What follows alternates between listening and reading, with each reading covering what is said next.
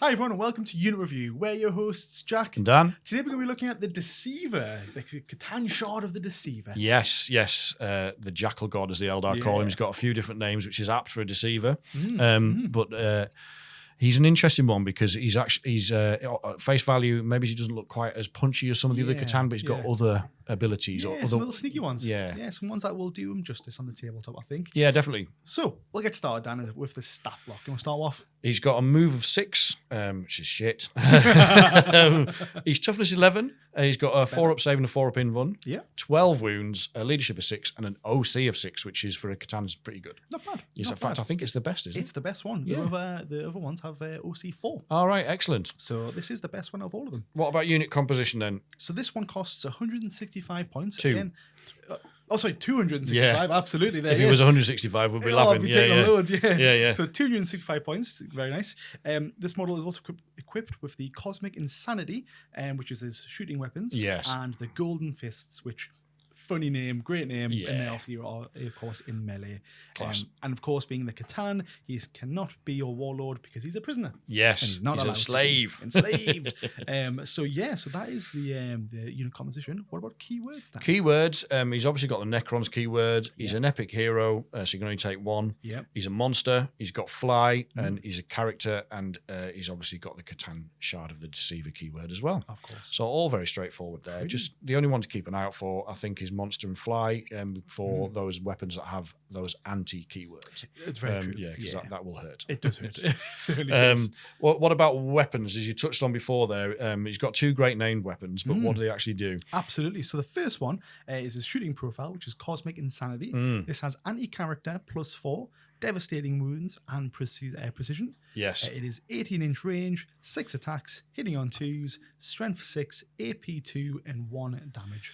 Yeah, it's an interesting one. We'll come on to this, but it's not amazing, is it? It's not amazing, but there are, I guess, a couple of ways on why it could be good or where it could be good, to be more particular. For older viewers, Cosmic Insanity to me sounds like a B-side to a Jamiroquai single. If anybody remembers Jamiroquai, we'll come on. But the other one... A lot of people are there sitting like, what are you talking about, Grandad? I'm here for Necrons, Dan. We're not here for this. Not here for your Gen X stories, Dad. Shut up.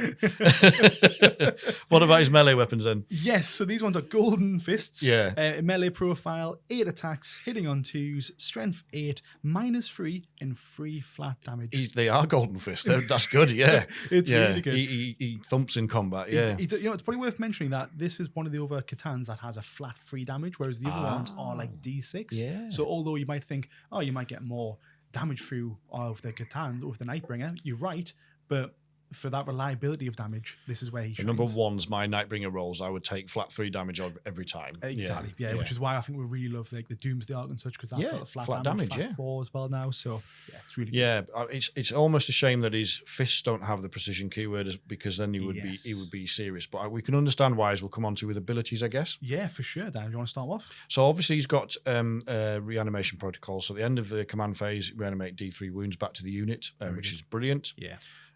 He's got Deadly Demise D6, so he can cause some hurt if he blows up. Yeah, and he's got 5-up Feel No Pain like all the other Catan, which is really nice. Yep. And then we get onto the tasty stuff here. He's got Grand Illusion. If your army includes this model, after both players have deployed their armies, select up to 3 Necron units from your army and redeploy them. Yes. When doing so, you can set those units up in strategic reserves if you so wish, regardless of how many units are already in strategic reserves. This is super powerful. It just allows you to breach that limit to then surprise your opponent later. Really good in the Hypergrip Legion. I was going to say, there's one detachment that really can make a massive difference. Oh, yeah. But that is... we always talk about how movement wins your games, but deployment can win or lose your games, and the ability to redeploy can, in my opinion, make the difference between a victory and a loss. He's also got Necrodermis, which again is a Catan special ability across all of the shards, and that means you halve all incoming damage except Melter. A lot of people forget about this one. Melter, the way the math works is that Melter gets applied at the end. At the end of all of the calculations, which is bullshit. It certainly is. It was in an FAQ, worth checking out, because there's probably a lot of people sitting there being like, really? That doesn't do it, but it does. Yeah. Please go double check. Yeah. Unless this video is now out of date, we changed it, then apologies. Yeah, but as things stand, for some considerable time, I think it was the first FAQ where they came out and explained this. I don't understand. I understand why they've done it, because I have to give Melter something. Yeah. Otherwise, Melter's not very good. Yeah. But it just doesn't seem to make any sense to me. Melter can scare me. Yeah. So watch out for that. What about stratagems? Before you move on, missed one little one out, the stealth one.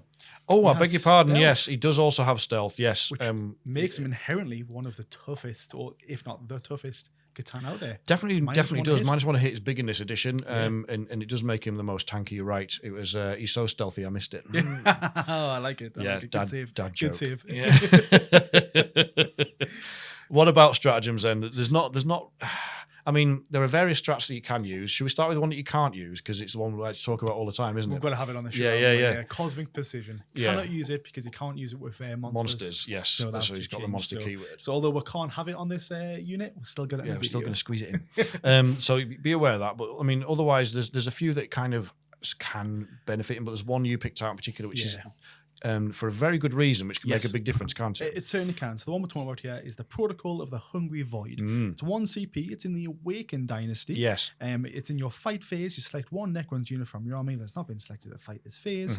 Until the end of the phase, you add 1 to the strength. Now, there are more caveats to this one, which you can read on screen, but he's not leading a unit, so you can't benefit from it. But the reason why the +1 strength is so good is because he has strength 8 in melee. Yes. Now, a lot of monsters and the lower transport vehicles out there are toughness 9. Yes. So you want to go from 5s, so they're wounding on 5s, to wounding on 4s instead. Yeah. So giving you that extra 1 That's CP. Interesting. There is quite a lot of T9 in this edition. I hadn't thought about that. So it is a bit situational, but it could be clutch. Yeah, for sure. I mean, you don't want him in that position, really, if you can help it, do you? Like fighting vehicles. He's better at dealing with infantry, obviously. But when the situation arises, you've got something. Yeah, you've got it. And I think it's always good to have the option, opposed to like, I'm buggered against vehicles, I'm going to avoid it. It's like, you've now got the option to scare them in combat as well. Yes, so really good, really nice stuff. Excellent. Well, I think that's the stats and all that sort of jazz. So move on to how to play. Shall I start off? Or go for it, man. So again, we've kind of briefly mentioned this one before, but this guy is so tough. He can kind of go in any detachment realistically. Yeah. He doesn't need to be in a particular one, but if you were going to pick one, it has to be the hyper-equipped one. Just for his redeploy that he's got, putting stuff into reserves, then bring them out later. So it's so much better. It's very, very powerful in hyper-equipped. I think it can depend.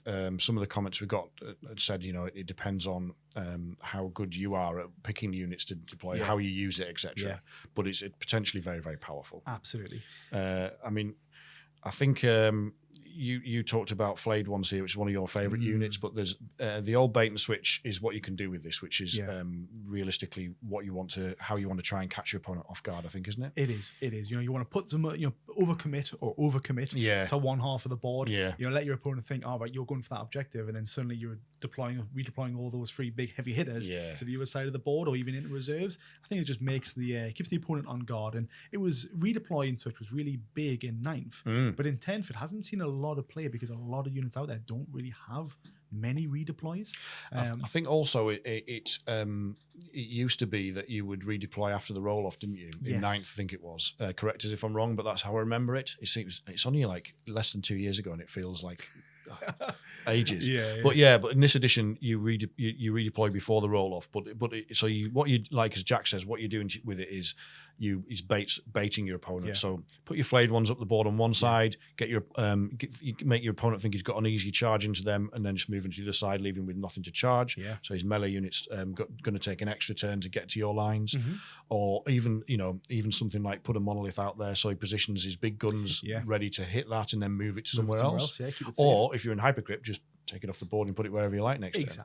And that it becomes flexibility there. A lot of flexibility. And I mean, hypercrypt's quite a hard detachment to play against because of that inbuilt redeploy every turn, I guess. And this just gives you it's like an extra turn of the redeploy before the game started, if you like, isn't it? Exactly right. Worth mentioning as well that this Catan, again, we briefly mentioned before, he has the best OC out of all the Catans. So he has 6 opposed to 4, and he's got the inherently built-in stealth, so -1 to hit. Yes. So he's just the toughest out of all of them. So in my mind, again, just running him up the board is another really safe bet. Half incoming damage. Yeah. High toughness, high wounds. He's a pest, isn't he? He's a pest. Bad movement, we will say. So you do need to get him up the board to probably want to advance him a couple of times. Yeah. But realistically, once he's up there, he's going to be there for a while. Yeah, he's hard to shift, really hard to shift, because your opponent is -1 to shoot him, and if they try and chuck a unit into melee with him, he's going to hurt them. Exactly. Yeah. Precision, obviously, just those golden fists.